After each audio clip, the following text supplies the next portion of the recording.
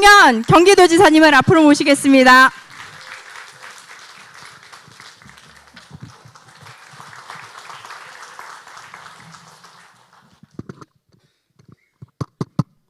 네, 여러분 반갑습니다. 잘 들리시나요? 전 우리 경기 당원동 여러분이시니까 많이 뵌 분도 있을 거고요. 어쨌든 같이 모이셔서 함께 이렇게 얘기를 나누면서 기쁩니다. 저는 오늘 어떤 분은 20분 얘기하라고 하고 어떤 분은 40분 얘기하라고 하고 제가 얼마 얘기할지 모르겠습니다. 짧게 말씀을 좀 드리도록 하겠습니다.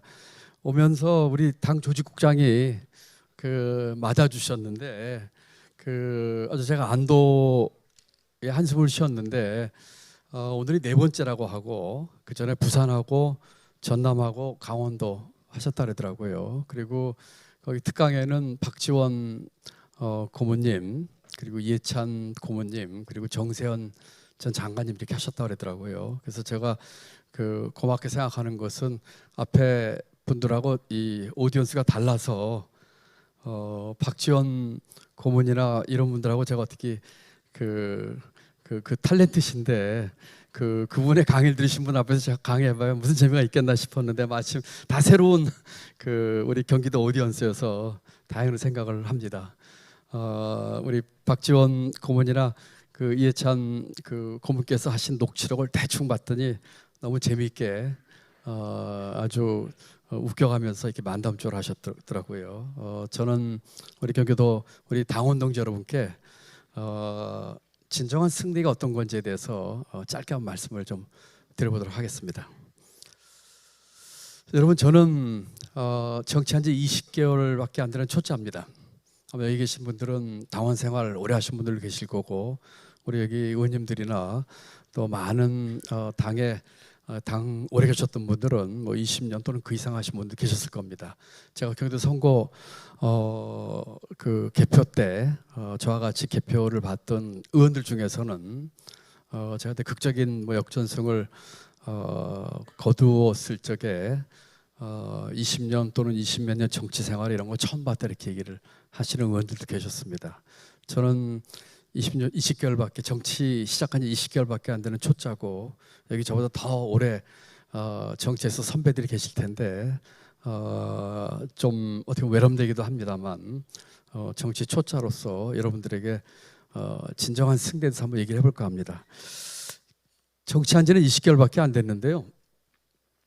국가 미래에 대해서는 20년, 25년 고민을 했습니다. 18년 전에 노무현 정부 때 국가비전 2030 만들어서 대한민국의 앞으로 가야 할 25년에 대한 그림을 그렸습니다. 많이들 언론에 나오긴 했습니다만 25년 뒤 대한민국은 어디로 가야 될 것인지에 대한 비전을 제시했고요. 대한민국 비전은 어떤 것이고 그 비전을 달성하기 위해서 우리가 해야 할 큰 두 개의 할 일에 대한 얘기를 했고 5개 정책 기둥에 대한 얘기를 했고 50개의 정책 과제를 얘기를 했습니다. 그리고 25년 동안 이 일을 우리가 실천에 옮기기 위해서 필요한 재원은 얼마나 들 것이며 그 재원을 어떻게 조달할 것인지에 대한 얘기를 했습니다. 정치한 지는 20개월밖에 안 됐지만 국가의 미래에 대해서는 이 비전 유상고수 보고서 만든 게 18년 전이니까 거의 20년 가까이 25년 뒤에 대한민국 미래에 대한 고민은 누구보다 많이 했다고 감히 얘기할 수 있을 것 같습니다. 그러면서 정치가 할 일에 대해서 한번 생각을 해봤어요. 사실은 이 보고서를 만들 때까지는 그런 생각을 하지 못했습니다.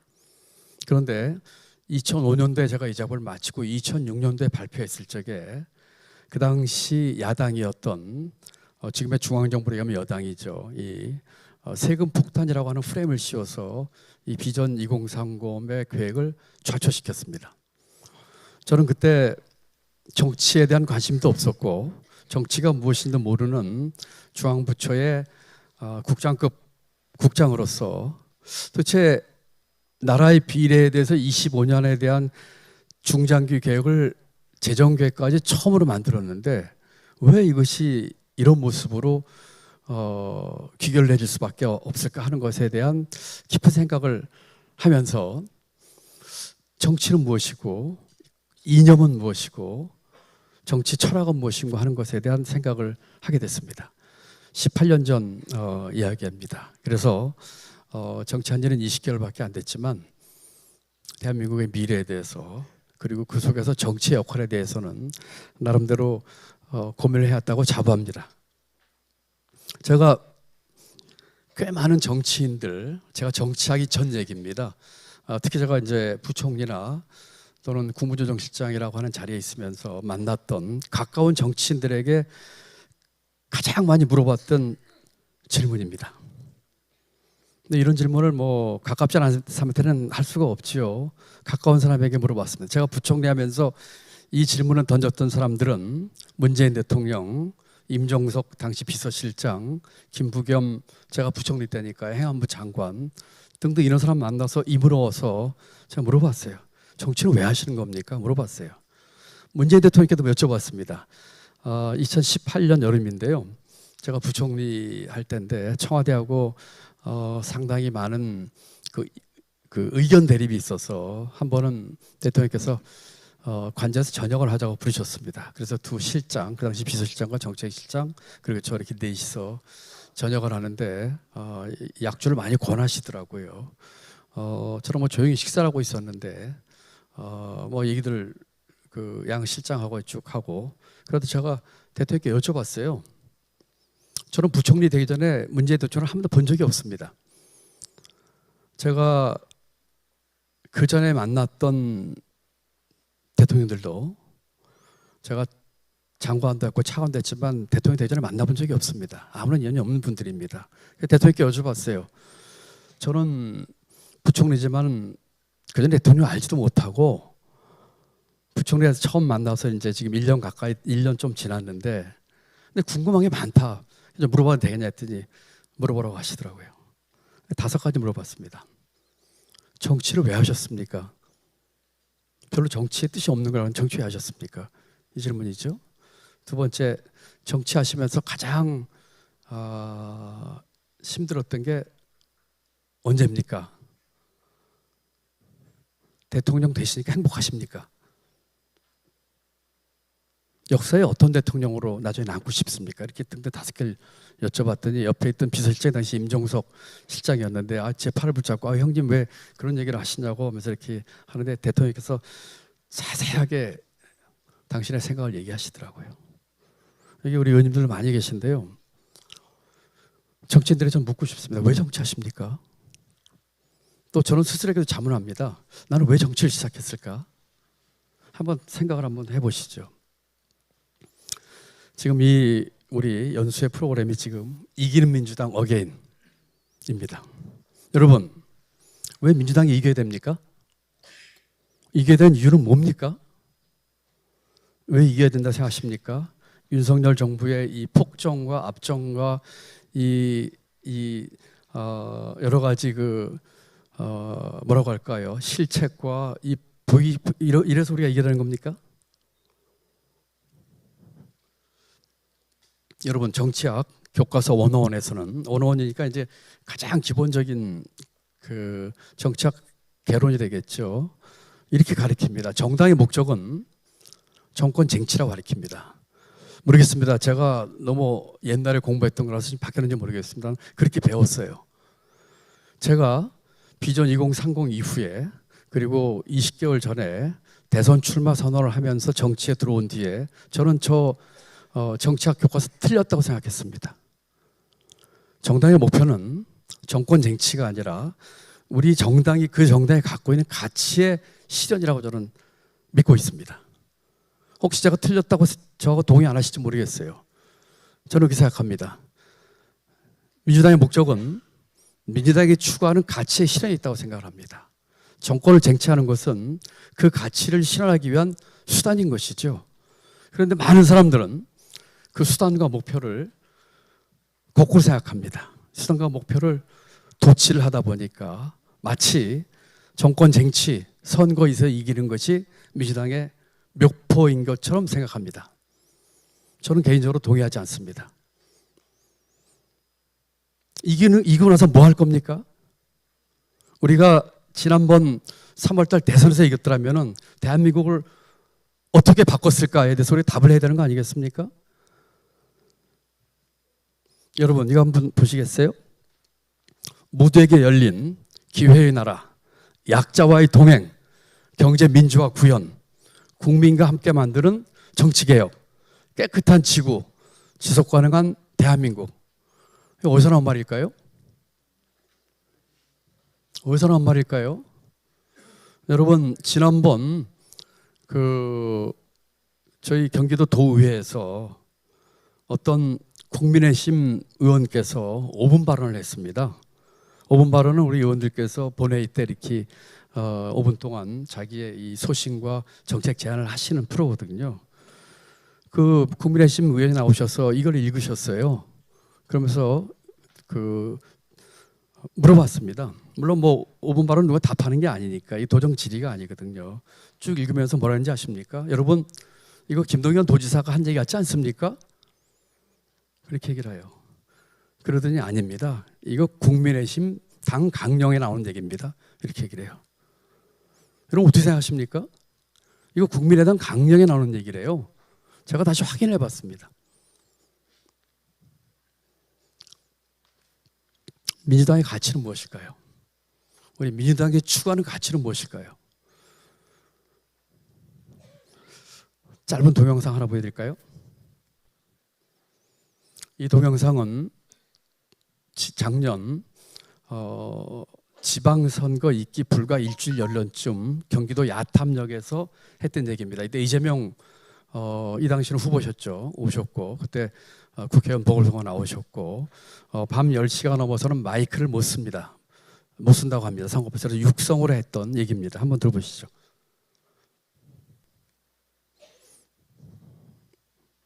이거 동영상 좀 구독해 주시겠어요?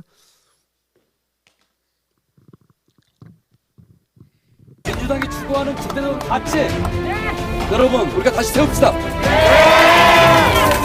엉터리 진보도 엉터리 보수도 아닌 제대로 된 진보의 가치를 이번 기회에 세우기로 약속했습니다.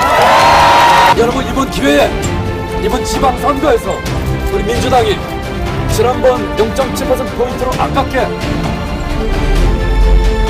눈물 흘린 것 회복할 수 있도록 변화와 개혁을 주도하고 우리 지방선거에 승리해서 제대로 된 진보의 가치로 대한민국 미래, 경기도의 미래.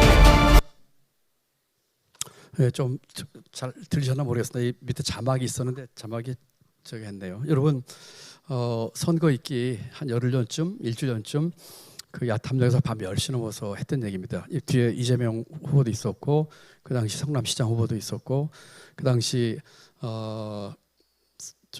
분당 보궐선거에 나왔던 김병관 후보도 계셨습니다. 얘기 요지는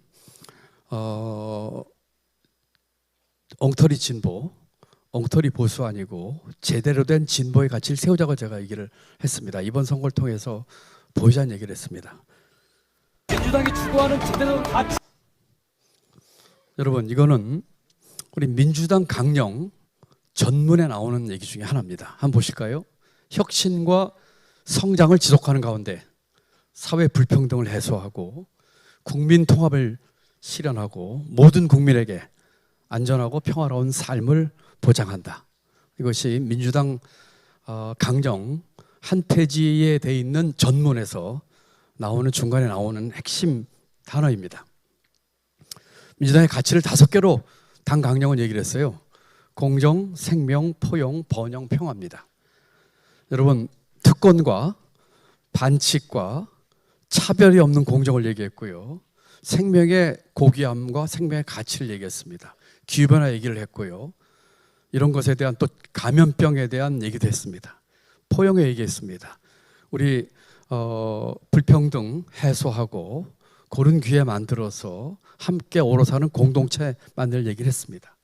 번영 얘기를 했습니다. 혁신과 성장을 통한 번영을 얘기했고요. 마지막으로 남북한 그리고 동북아 세계 평화 얘기를 했습니다.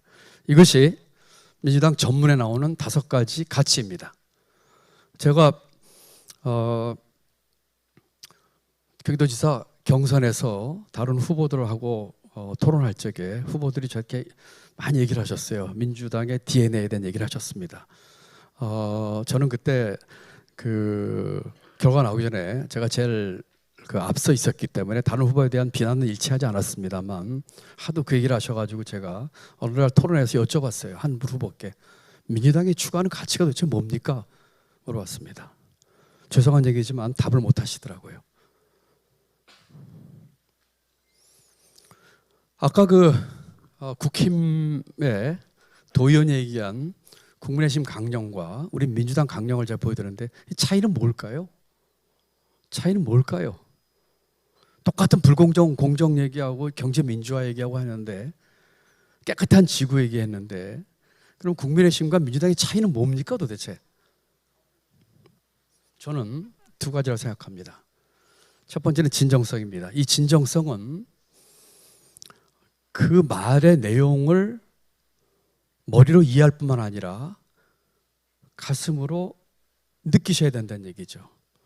공정이라는 얘기를 하면서 그 말의 뜻도 모르면서 불공정한 행위를 한다면은 말이 안 되는 소리죠. 자유를 얘기하면서 자유 뜻도 모르는 사람도 있습니다. 여러분 입만 뻥끗하면 자유 얘기를 해요. 자유주의와 자유민주주의의 차별도 못하는 사람도 있습니다.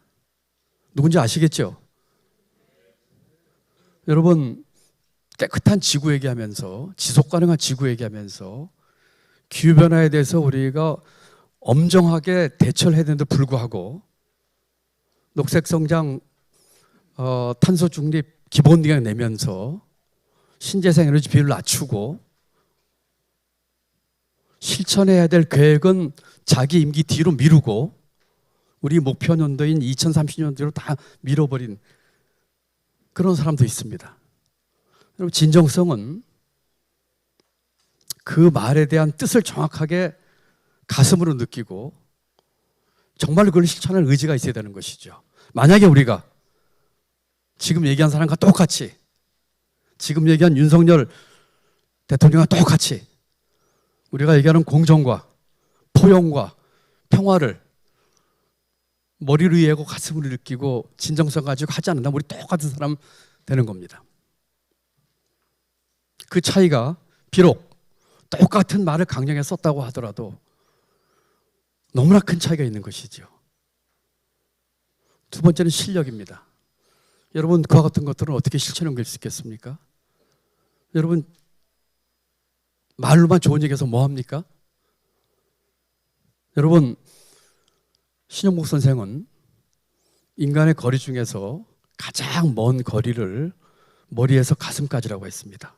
서울에서 부산도 아니고 서울에서 뉴욕도 아니고 머리에서 가슴까지라고 했습니다. 머리로 이해하는 것과 가슴으로 느끼는 것과 너무나 차이가 크다는 얘기죠. 아까 말씀드린 민주당의 강령을, 민주당의 가치를 머리는 그 뜻을 이해하면서도 가슴으로 느끼면서 실천할 의지가 없다면 모르는 것보다 더 나쁜 거예요. 신영복 선생은 또 이렇게 얘기했습니다.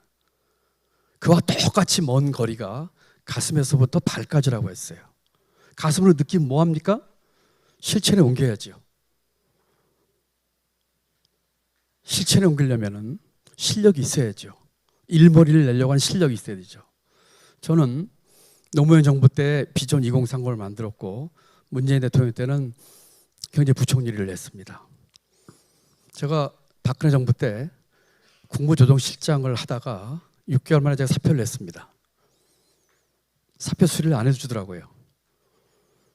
계속 사표를 주기차게 냈었고요. 마지막에는 10개월쯤 사표 내고 나서 10개월쯤 뒤에는 제가 칭병을 했습니다. 몸이 아파서 내가 도저히 일을 못하겠다 했습니다. 총리가 대통령을 독대해서 김 장관이 도저히 지금 일할 수 있는 건강 상태니까 내보내줘야 되겠다 했습니다. 그래서 그 사표가 수용돼서 제가 제 발로 걸어 나왔습니다. 걸어 나와서 저는 고향이 충청북도입니다. 경기도 양평에 조그만 농가에 방을 하나 얻어서 제가 거기 가서 5개월을 살았습니다.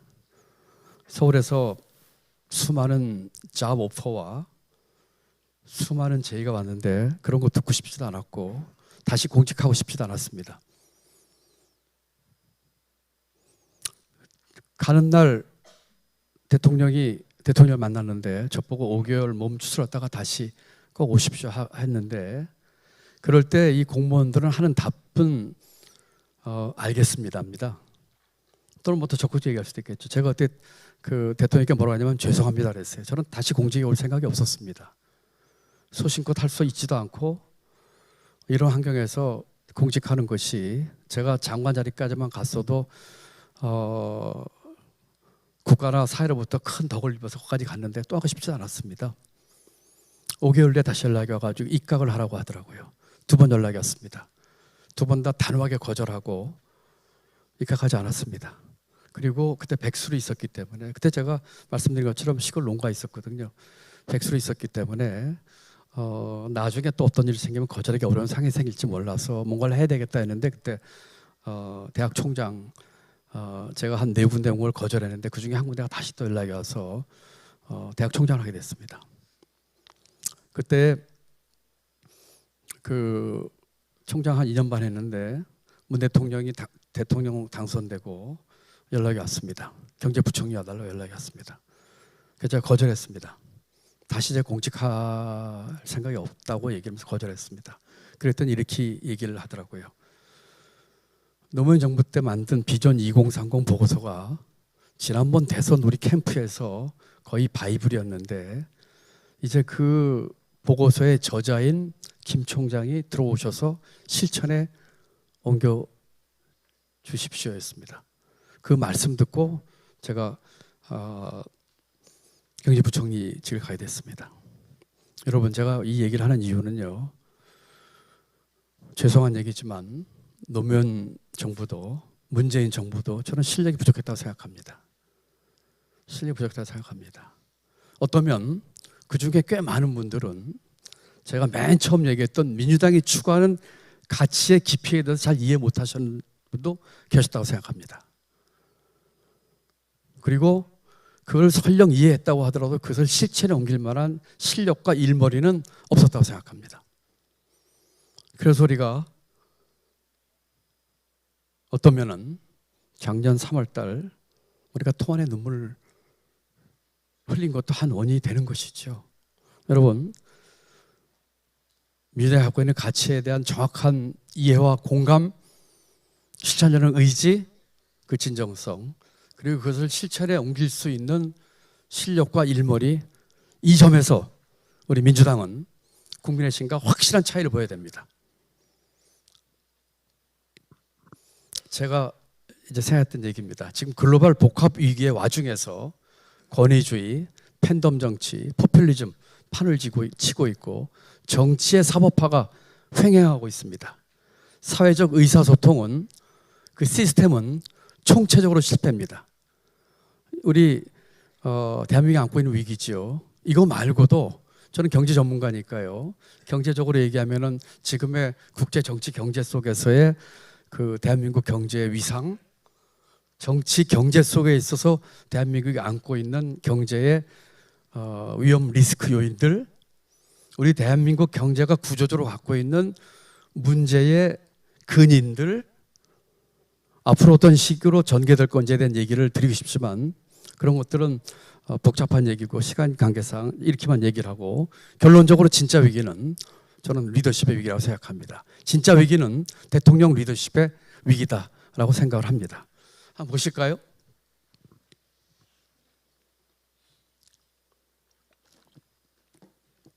인터뷰를 하면요 많은 분들이 윤석열 정부를 평가해달라고 합니다. 뭐가 문제냐 물어봅니다. 제가 첫 번째로 한 얘기가 첫 번째입니다. 비전 부재죠. 도대체 대한민국을 어떻게 이끌 생각이고 앞으로 4년 뒤, 5년 뒤 대한민국의 모습은 무엇이고 한 번도 들어본 적이 없다. 도대체 무슨 비전을 가지고 나라를 운영하고 경영하는 건지는 모르겠다라고 얘기를 합니다. 여러분 대한민국의 비전이 지금 뭡니까? 지금 정부가 나라를 경영하면서 국가를 운영하면서 목표를 생각하는 지향점과 비전은 무엇입니까?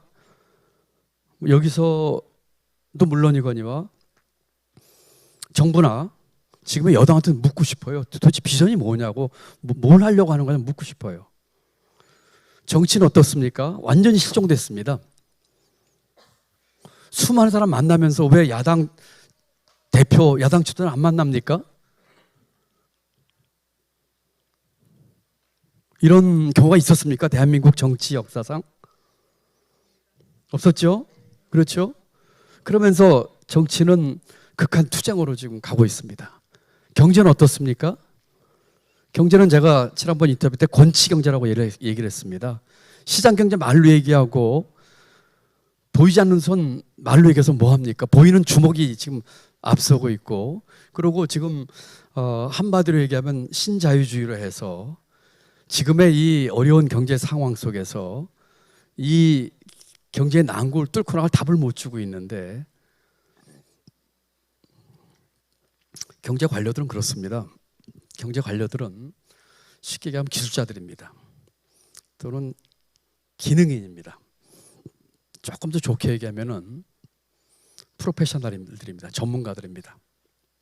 그런데 그런 경제 관료 중에서 뭐라고 할까요? 최고의 그 수장 또는 그 지도적인 입장에 있는 사람들은 자기가 갖고 있는 그런 기능적, 기술적, 전문적 지식 밑에 펀더멘털에 자기의 철학이 있어야 됩니다.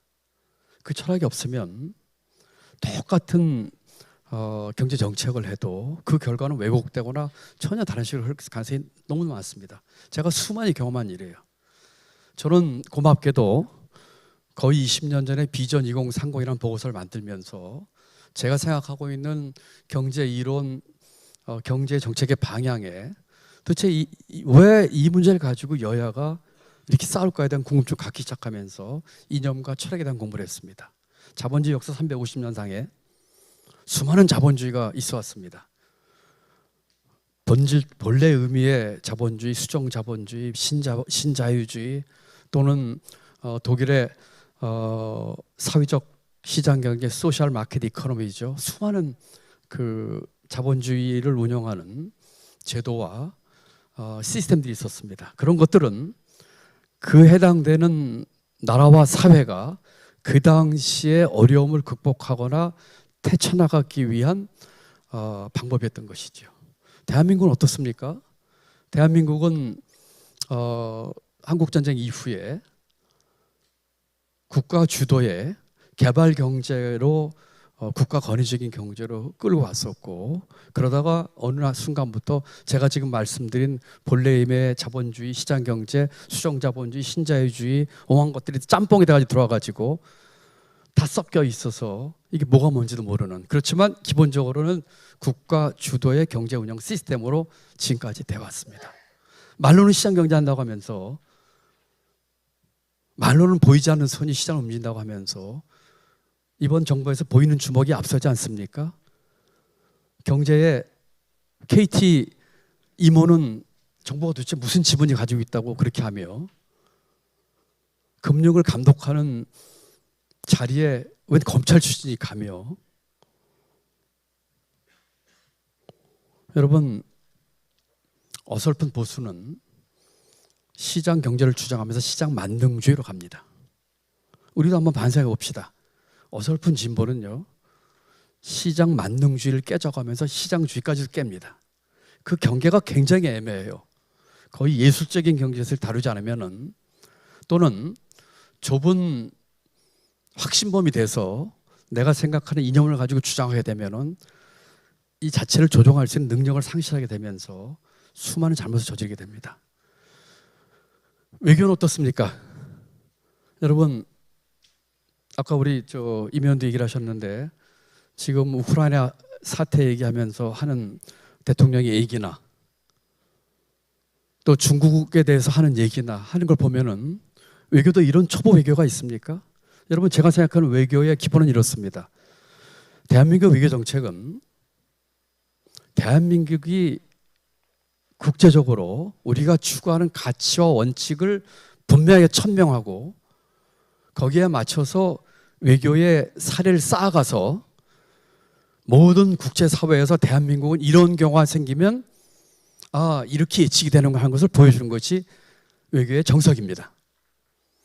여러분, 우리가 추구하는 외교 정책의 기본 원칙이 어떤 게 있겠습니까? 민주주의, 인권, 시장경제, 자유무역, 기후변화에 대한 적극 대처, 감염병, 이 인류 위기에 대한 공동 대처, 또는 최근에 우크라이나를 얘기하자면 지난 11월 달인가 대통령이 자기 입으로 얘기를 했던데, 인도적 지원을 할지 몰라도 살상무기 지원 안 하겠다는 원칙, 그런 것들이 쭉 우리가 트랙 레코드를 쌓여오면 미국이 아무리 압력을 넣어서 이렇게 하라고 하더라도 대한민국은 우리 원칙대로 가는 나라라는 걸 보여주고 예측 가능하게 해야 되는 것입니다.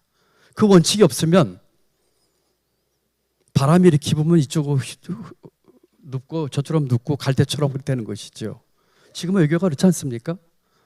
지금의 외교가 균형 잡힌 외교며 국익을 극대화하는 외교입니까? 제가 지난주에 미국과 일본을 다녀왔습니다.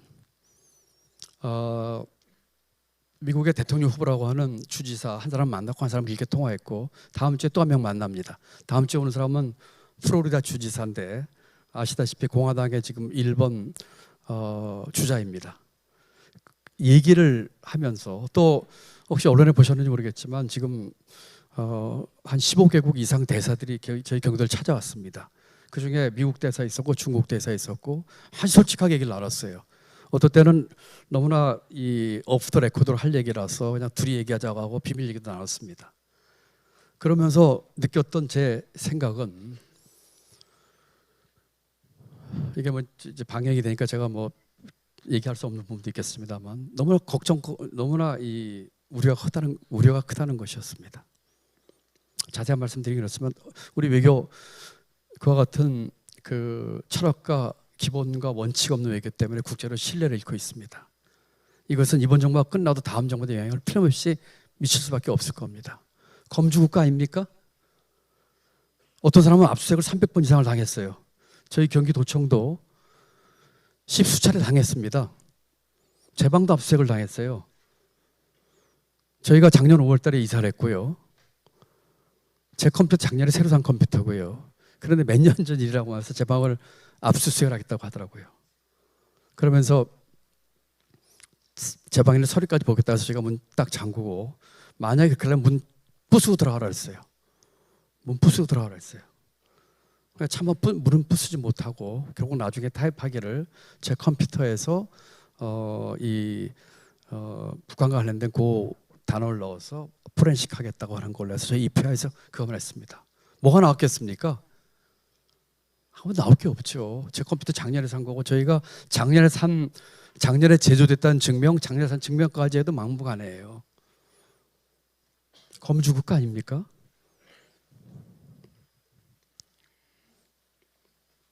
자, 우리는 어떨까요? 여러분, 저 사진은 제가 지사 선거 때의 사진입니다. 제가 우리 여기 우리 임정성 의원님, 문정목 의원님, 우리 김지희 다 계시네. 네, 우리 김지희 나도 계시고, 우리 문 위원장 전부 정말 많이 한 팀이 돼가지고 일하고, 우리 여기 동 후보 고생했어요. 네, 했는데 제가 유세 때 그리고 제가 참 운이 좋아서 또 당에서 적극 도와주시고 협조해 주셔서 제가 뭐가 있겠습니까? 뭐 정치 신인이고, 그런데 정말 많은 협조를 중앙당, 우리 경기도당 얻어가지고 정말 극적으로 이겼습니다만, 제가 유세 때 이런 얘기를 했습니다. 대통령 선거 마치고 그때가 이제 불과 2개월여니까요. 우리가 반성과 성찰이 부족했습니다. 민주당이 반성과 성찰이 부족했습니다. 저희가 반성하겠습니다. 성찰하겠습니다. 그렇지만 종자 씨앗은 농부들이 겨울에도 먹지 않는다고 하는데 우리 종자 씨앗 남겨주십시오. 우리가 반성해서 다시 꽃 피우겠습니다. 변화와 개혁을 하겠습니다. 다시 한번 기회를 주십시오. 그렇게 얘기를 했습니다. 유세 막바지에 가서는요, 제가 연설을 잘하겠습니까? 말을 잘하겠습니까? 그런데 가장 많이 박수를 받았던 제 말 중에 하나는 이 얘기 끝에, 여러분 정말 도와주십시오. 어떨 때는 제가 울먹이는 목소리로 그렇게 얘기할 적에 박수 가장 많이 받았습니다. 여러분, 반성과 성찰 우리 부족했습니다. 총재하셔 남겨주십시오. 저희가 다시 한번 잘해보겠습니다. 변화와 결을 만들겠습니다. 이렇게 얘기했을 적에 저는 제가 불과 0.15% 포인트로 극적인 역전승을 새벽 5시 32분에 했는데요. 저는 우리 경기도민들이, 경기도 유권자분들이 그런 진정성에 대해서 그나마 좀 평가를 해주신 게 아닌가라는 생각을 지금도 갖고 있습니다. 여러분, 민주당은 어떻게 될까요? 저는 그저께 제가 귀국을 해가지고 어제하고 오늘 여러분들에게 무슨 얘기를 할까 생각을 했습니다. 길게 생각할 시간은 없었어요. 저는 세 가지로 한번 요약을 해봤습니다. 첫 번째는 책임 정당입니다. 여러분, 우리가 12구 참사 때 그게 밤 10시에 밤늦게 났는데 저희가 자정 넘어서 바로 경기도 소방차와 소방대를 보냈고요. 그날 새벽에 아침에 나와서 제가 사과했습니다. 서울에서 벌어진 일이지만 공직자로 너무너무 부끄럽다고 사과했습니다.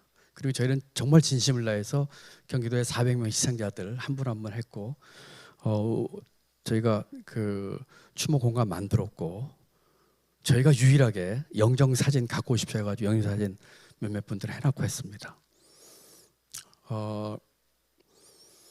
12구 참사에 대해서 유가족들 지난번에 진실버스인가요 해가지고 전국 도는데 다른 시도에서는 지사나 시장이 온다고 해도 다 거절하셨다고 하는데 수원에 왔을 적에 저만 맞아주셨어요. 그래서 그런 얘기를 했습니다. 진상규명, 그 다음에 진정한 사과, 책임규명, 책임자 처벌 열리겠습니다. 여러분, 이 얘기 우리가 상대편에게만 할 얘기입니까? 혹시 우리가 잘못한 게 있다면 우리가 상대편에 했던 요구 우리 스스로에게 해야 되는 거 아닐까요?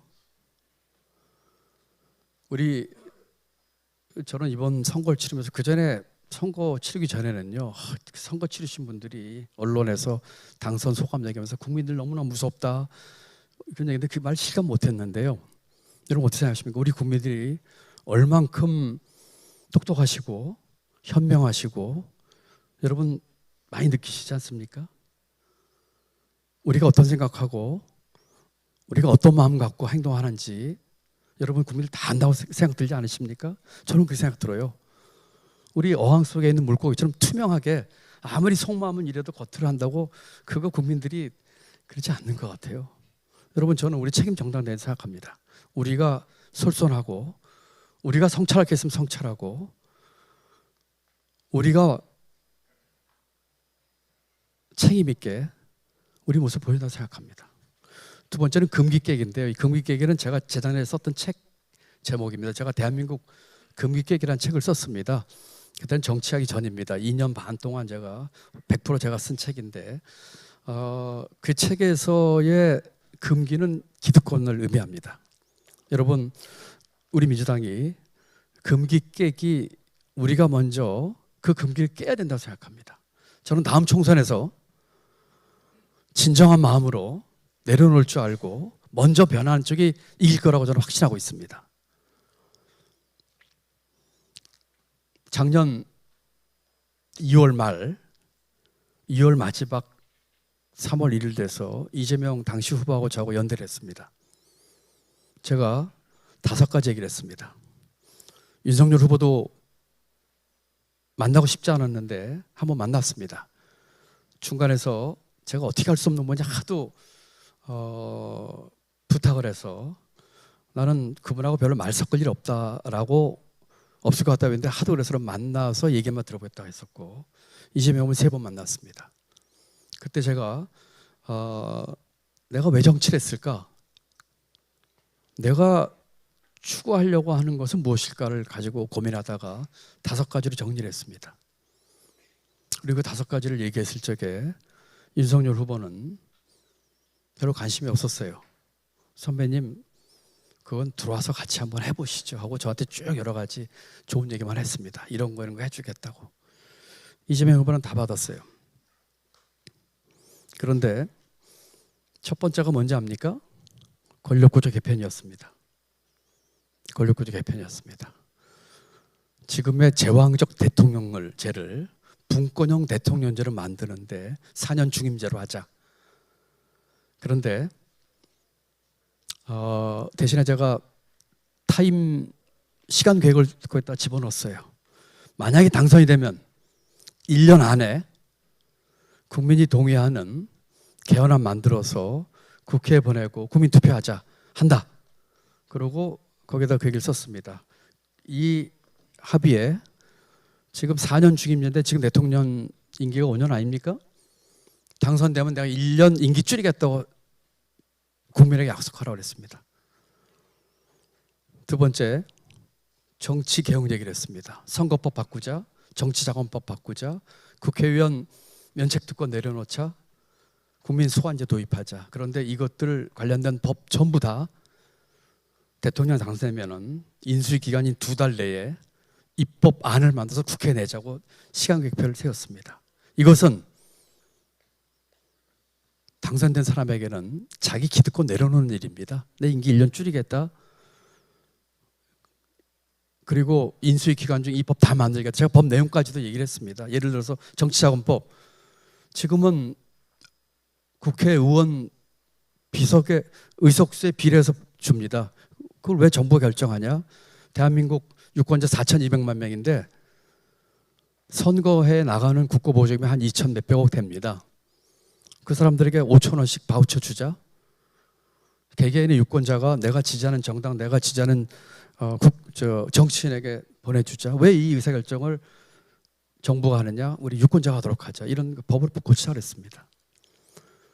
긍기깨기 정당은 우리가 갖고 있는 기득권 내려놓기입니다. 여기서 나온 여러분들이야 그동안 힘든 상황에서 애쓰시고 이런 분들이니까 이 말씀이 실감이 덜 나실지 모르겠습니다만 적어도 우리 정치에서 기득권 갖고 있는 사람들 우리 당에서 먼저 기득권 내려놓고 긍기깨기 정당 하면은 저는 국민들이 우리 당을 사랑하고 지지할 걸 믿습니다. 놓는 게 붙잡는 거예요. 세 번째는 문제해결 정당입니다. 아까 제가 일머리 말씀드렸어요. 말만 번들면 뭐합니까? 또 그걸만 이해하고 공감해서 뭐합니까? 그걸 실천에 옮길 수 있는 실력이 있어야죠. 우리는 그런 실력이 있습니까? 우리는 지난번 대선에서 만약 이겼더라면 어떤 세상을 만들었을까요? 에 대해서 우리가 답을 할 수가 있어야 됩니다. 여러분 답할 수 있을까요? 해야 됩니다. 지난번 3월달 대선에서 이겼더라면 적어도 우리는 대한민국을 이렇게 바꿔놓으라고 얘기할 수 있는 실력이 있어야 되는 것이죠. 그래서 저는 우리 민주당이 솔선하고 먼저 반성할 거 있으면 반성할 수 하는 책임 정당, 우리 기득권 내려놓을 수 있는 긍기깨기 정당, 대안과 그 대안을 실천하고 있는 일머리 있는 그 실력과 능력 있는 정당, 문제해결 정당이 된다고 생각합니다. 여러분 제가 오늘 당 강령 얘기를 많이 했습니다. 민주당 강령에 거의 전문에 마지막에 나오는 문장입니다. 제가 한번 읽어드리겠습니다. 우리는 국민의 삶을 책임지는 유능한 민생 정당으로 거듭날 것을 다짐한다. 진정한 성찰과 쇄신, 겸손한 태도로 국민의 신뢰를 회복할 것이다. 거의 우리 강령 전문 마지막 거의 문장입니다. 여러분 제가 얘기한 얘기 여기 다 들어있어요. 책임 정당, 그렇죠. 긍기깨기 정당, 문제해결 능력 정당 다 들어있습니다. 저는 제 생각 갖고 얘기했지만 이 강령을 보면서 거의 소름이 돋을 정도로 서로가 이렇게 일치하는 것을 느꼈습니다. 개인적으로는 우리 민주당이 겸손했으면 좋겠습니다. 제가 얘기를 했더니 제 주변의 참모들이 오늘 보고 아니 지금 여당은 저러고 있는데 무슨 민주당이 겸손하냐 이렇게 얘기하는데 저는 생각이 좀 다릅니다. 여러분 인간사에 살아가면서 가장 큰 덕목이 뭘까요? 사람마다 좀 차이가 있겠지만은 그 중에 하나는 겸손이라고 생각합니다. 우리 민주당이 거대 의석을 가진 제1당으로서 또 국회의원 한 분 한 분이 다 헌법기관이지만 그분들이 우리 국민과 지역 주민과 생각하면 만났을 적에 저도 마찬가지죠. 아까 우리 사회자께서 경기도민수를 얘기하셨는데 1,400만 명입니다. 1,400만 경기도민께 저는 한없이 겸손을 해야 된다고 생각합니다. 제가 한 공약은 그분들께 한 약속이고 제가 진 빚입니다. 우리 민주당이 거대 여당의 혹독하고 포악하고 불법적이고 한 것에서는 분연히 힘을 내서 대처를 해야 되겠지만 우리 국민들에게는 정말 겸손하고 자세 낮추고 하는 게 저는 필요한 것 같아요.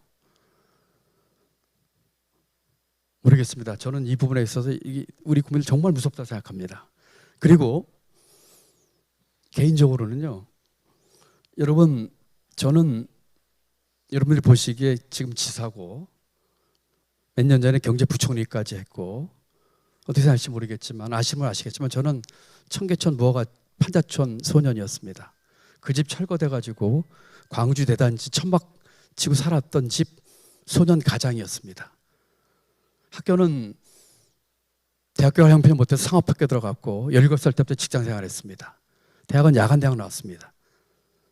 여러분, 그 삶을 살면서 조금이라도 조금이라는 말은 좀 어폐가 있을 것 같네요. 겸손하고 싶은데 계급이 올라가고 출세하고 보니까 겸손해지기 어려워요. 정말 그렇습니다. 그런데 겸손한 척이라도 하려고 하는 노력을 끊임없이 하니까 뭐 저도 이게 좀 교만한 말씀인지 모르겠습니다. 어떤 때는 진짜 겸손해질 때가 있더라고요. 지금도 제 속에 교만이 가득 차 있을 겁니다. 그렇지만 계속 그걸 노력을 해가지고 하게 되면은 적어도 이 겸손이 내가 세상을 살아가는 데서 얼마나 좋은, 표현이 좀 이상합니다, 전략이고 정책인지, 그리고 그것이 어느 정도 지나면은 스스로에게 체화가 돼서 나의 일부분이 될 수 있다는 생각이 들더라고요. 저는 민주당이 그래야 된다고 생각합니다. 교만하지 맙시다. 자세 낮추고 국민을 할같이 섬기고 그랬으면 좋겠어요. 그리고 솔선했으면 좋겠어요. 왜 남 잘못은 지적하면서 우리 잘못은 숨깁니까? 우리 잘못, 우리 필요하면 살을 도려내 앞에서 도려내야죠. 그렇게 안 하고서 손가락질할 자격이 있겠습니까? 그리고 모든 정책과 여러 면에서 우리가 솔선해야 생각합니다. 우리가 팔 걷어붙이고 손에 물 담그고 꾸정물에 발 걷어붙이고 들어가야 된다 생각합니다. 실력은 제가 여러 차례 얘기했으니까 말씀 안 드리겠습니다. 이 실력은 공부 잘하고 뭐 이론 많이 알고 이런 실력이 아닙니다. 굉장히 강범위한 우리 민주당의 실력, 의사소통 능력, 문제 해결 능력, 이런 걸 포함한 광의의 실력이죠. 여러분, 이기는 민주당이 되기 위해서 뭘 해야 될까요? 선거에서 이기면 되는 걸까요? 선거에서 이기기 위해서 뭘 해야 되는 걸까요? 저는 제가 지금 말씀드린 것처럼 우리 기본 생각을 하고 그저 피상적으로 또는 분하고 너무나 잘못된 세상이 억울하고 그래서 싸워야 되겠고 이런 것도 우리가 그런 투쟁도 가져야 되겠지만, 제가 지금 말씀드린 이 근본적이고 기본적이고 우리의 가치가 무엇이고 등등하는 이런 것들을 쭉 하면은 저는 그게 이기는 길이라고 생각합니다. 그렇게 되면은 우리 국민들이 저는 지지할 거 생각합니다. 진짜 이기는 길은 무엇일까를 한번 잘 생각해 봤으면 좋겠어요. 지금은 제가 말씀드린 길이 멀리 돌아가는 길 같고 힘들게 같이 느끼지만 그렇지 않습니다. 지금부터 차곡차곡 그렇게 해가지고 시간 많이 남았습니다. 우리가 그렇게 하겠다면 우리 이길 수 있습니다. 이기기 위해서 이기는 게 아니고요, 우리가 갖고 있는 가치를 실현하기 위해서, 그리고 그 가치를 실현하는 수단으로서 우리가 이겨야 되는 것이고. 강덕구 의원님 여러분, 제가 그 앞에서 세번한 것처럼 우리 박지원 고모님이나 또 같은 그런 말재주도 없고, 우리 이해찬 고모님 같은 카리스마도 없고, 우리 정세현 고모님처럼 뭐 남북관계 전문가도 아닙니다만, 또 말씀드린 것처럼 좀 정치한 지 20개월밖에 안 되는 초짜입니다만, 저는 그냥 마음으로 말씀드립니다. 그리고 그런 마음으로 전 정치를 시작했습니다. 진정성 가지고 그리고 국민을 저보다 높게 보고 자세 낮추고 무엇인가 내가 봉사하고 제가 아까 말씀드린 그런 배경에서 국가 사례부터 이런 덕을 받아서 여기까지 온 것에 대한 돌려드리는 마음으로 가지고 했습니다. 제 특이한 경험 때문에 이런 얘기를 하는지 모르겠습니다만 저는 제가 지금 드리는 말씀이 민주당이 진짜 이기는 길, 오래 이기는 길, 그리고 우리 가치를 실현해서 전국적으로는 대한민국 국민들에게 좀이라도 더 많은 기회를 주고 좀이라도 고른 기회를 주는 길이라고 저는 믿고 있습니다. 여러분 고맙습니다. 저보다 한참 선배님 많으실 텐데 마치겠습니다. 감사합니다. 네, 감사합니다. 네, 김동연 도지사님 잠시만 단상 위에 서 계셔 주시고요. 저희가 그 원활한 행사 진행을 위해서 사전에 두 분의 질문을 미리 받았습니다. 그래서 두 분께서 간략하게 질문하시고 또 간략하게 답변하는 시간을 갖는 것으로 1부 행사는 마치도록 하겠습니다. 먼저 장진우 님께서 질문이 있으시다고 하셨습니다. 네, 장진우 선생님. 네. 네. 도지사님 그 교육 잘 들었고요. 네, 좋은 이야기 들었고 제가 질문하고 싶은 거는 우리나라 경제가 많이 발전했잖아요. 이제 선진국으로 됐고 근데 아직 우리나라 내부에서는 그 일자리 문제, 청년 일자리 문제 많고 그리고 임금 격차로 인한 양극화 그리고 노인 고령화 그리고 또 노인 고령화되면서 또 노인 빈곤 등의 문제들이 있는데 혹시 이거에 대해서 도지사님 어떻게 생각하시는지 좀 묻고 싶습니다. 두 개 다 받고 할까요? 하나 할까요? 네, 질문을 한꺼번에 받고 한꺼번에 대답하시는 것으로 또 하도록 하겠습니다. 다음으로 고가영님 또 질문 있으시다고 말씀해 주셨는데 어디 계신가요? 네. 네, 안녕하세요. 반갑습니다. 민주당은 현재의 정치적인 체계와 문화를 개혁하고 보다 선진화된 사회를 만들기 위해 노력해야 한다고 생각하고요. 청렴하고 투명한 정치 체제를 구축하고 인권과 평등을 보장하며 국제사회와의 협력을 강화하는 등의 노력이 필요하다고 생각했는데 지사님께서는 지금의 현실을 어떻게 생각하고 계신지 궁금합니다. 예, 알겠습니다. 고맙습니다. 두 분 질문이 굉장히 범위가 넓어가지고 그렇죠. 그래가지고 특히 두 번째 질문은 제가 잘 못 들어서 제가 제대로 이해했는지 모르겠습니다. 하여튼 두 분께 답을 드리겠습니다. 첫 번째 질문은 이제 경제, 고용 문제, 양극화 문제, 이 전반적인 사회 문제를 얘기를 해주셨다고 생각을 합니다. 경제는 아까 제가 잠깐 얘기를 했지만 상당히 그 어려움이 오랫동안 갈 겁니다. 저는 경제 위기 수준에 가까운 어려움이 있을 거라고 예상을 하고 있습니다. 거기에 따라서 일자리 문제라든지 이런 것들은 안 좋아질 거고 특히 양극화나 소득 분배 문제에 있어서는 앞으로 악화될 것으로 저는 예상을 하고 있습니다. 좀 그 우울한 전망을 해서 대단히 미안한데 죄송한데 소득 양극화나 이 분배 문제는 지금의 정부의 경제 정책으로 봤을 때 아까 제가 신자유주의라든지 시장주의를 주장하지만 사실은 권치경제 이런 얘기를 했기 때문에 그와 같이 말씀드리는 경제의 결과의 가장 큰 특징은 양극화의 심화로 나타날 것입니다. 그렇기 때문에 그렇게 말씀드릴 수 있겠고 특히 지금 국제 정치 경제와 국제 경제 얘기를 말씀을 잠깐 드렸어요. 이 상황이 지금 우리에게 굉장히 우호적이지 않게 돌아갈 것으로 전망이 되기 때문에 더 가중되는 그런 복합 위기가 올 것으로 저는 보고 있습니다. 2008년도에 국제금융 위기가 왔어요. 그때 제가 청와대 경제금융 비상을 하고 있었는데 그 당시 많은 사람들은 제가 지금 말씀드린 것을 하나로 딱 그 예를 들어서 말씀드리겠습니다. 그 당시 많은 사람들은 그 경제 위기의 직접적인 원인으로 미국의 서브프라임 모기지를 들었어요. 다 그렇게 알고 있죠. 그리고 그것이 금융시장을 쳤고 그것이 국제금융시장에까지 미쳤고 그것이 한국에 왔었고 한국의 금융시장이 그때 흔들렸고 그렇지만 다행히 실물시장까지는 넘어가지 않은 초기에 건설, 조선, 해운 조금만 좀 건드리고는 다행히 실물 경제로 전이가 되지 않았어요. 그런데 중요한 것은 그때의 2008년도에 그 국제금융 위기의 진짜 근본적인 원인에 대한 분석입니다. 진보적인 경제학자들은 이렇게 얘기를 했어요. 근데 로버트 와이시 같은 경제학자이면서 미국의 노동부 장관 한 사람은 이렇게 얘기를 했습니다. 하나만 예를 들어볼게요. 미국의 100년 동안에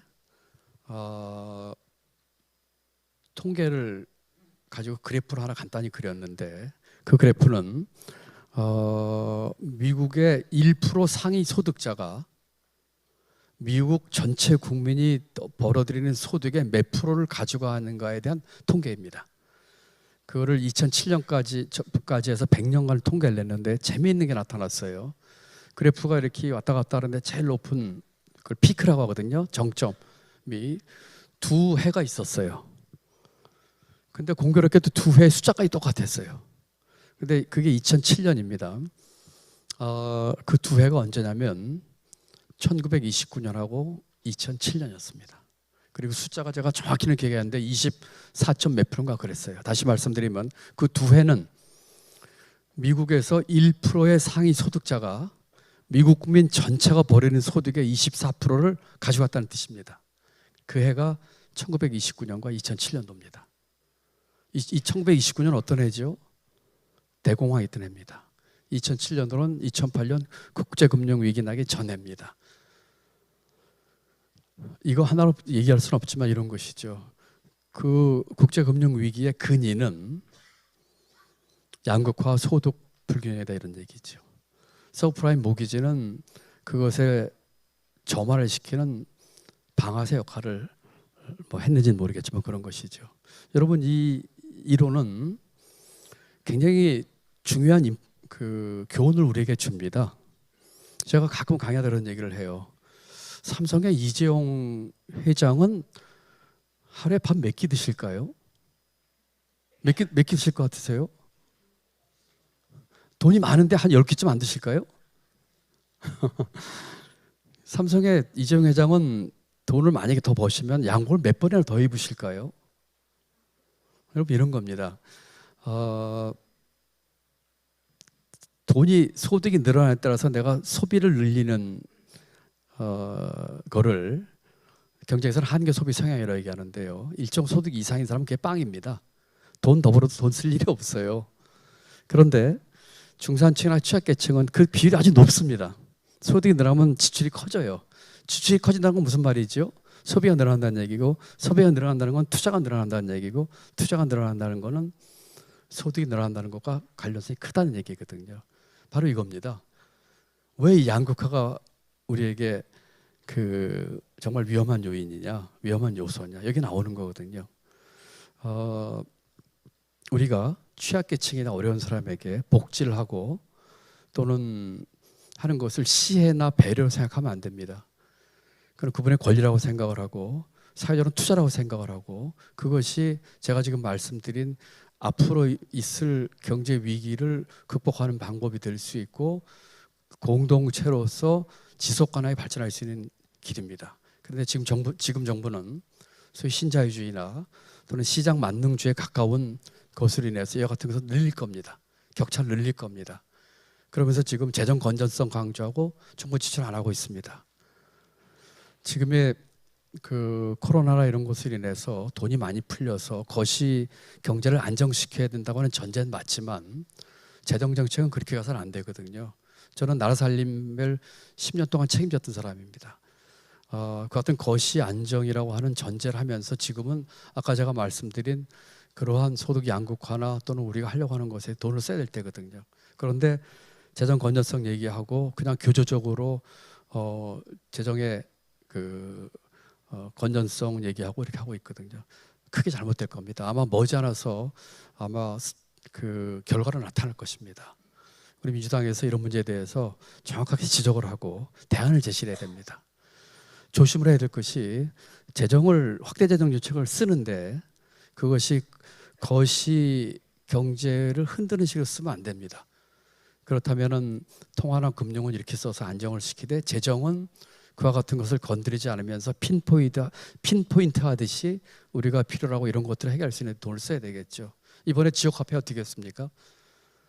중앙정부에서 예산 내면서 전액 삭감해 가져왔었어요. 겨우 반 살렸는데 경기도 타격이 제일 큽니다. 노인 일자리 어떻게 됐나요? 줄였어요. 이번에 작년에 저희가 경기도 예산 짜면서 노인 일자리 늘렸고요. 정부가 중앙정부에서 주는 것에 매칭하지 않고 저희가 순전히 늘렸습니다.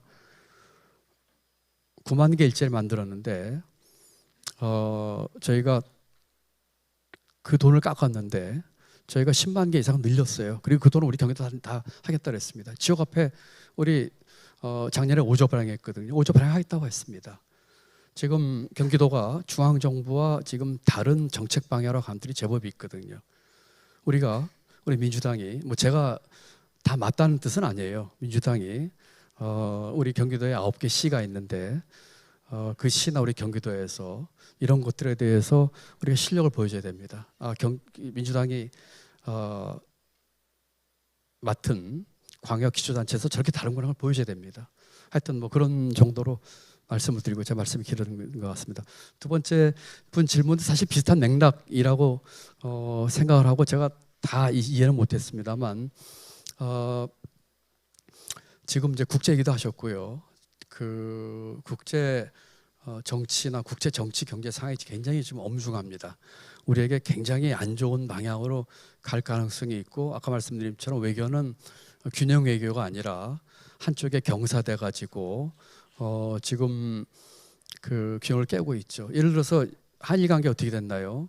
우리가 지금 강제징용에 대한 배상 문제에 대해서 지금 우리가 그동안 유지했던 한일 관계 기본은 과거에 대한 그 진솔한 사과와 또 미래로 나가는 것이 같이 투출해 가는 것이 한일 관계 기본적인 외교의 원칙이었습니다. 근데 이번에 그 균형을 깼거든요.